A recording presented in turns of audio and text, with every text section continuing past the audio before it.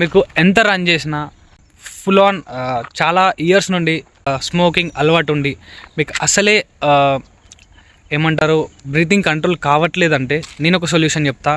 అసలు ఒక రౌండ్ కొట్టేసి 400 మీటర్ గ్రౌండ్లో ఒక రౌండ్ కొట్టేసి ఆగిపోతున్నారా, అసలు రన్నింగే చేయడానికి రావట్లేదా? సో నేను ఒక సొల్యూషన్ చెప్తా, సేవ్ చేసుకొని పెట్టుకో దీన్ని.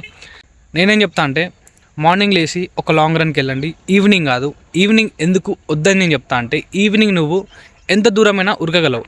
మార్నింగ్ ఉన్న వెదర్కి ఈవినింగ్ ఉండే వెదర్కి చాలా డిఫరెన్స్ ఉంటుంది. బట్ నువ్వు మార్నింగ్ లాంగ్ ఉరకగలిగితే so you can control that. ఎందుకంటే మార్నింగ్ కొంచెం కూల్ ఉంటుంది అండ్ బ్రీతింగ్ కంట్రోల్ కాదు ఈజీగా.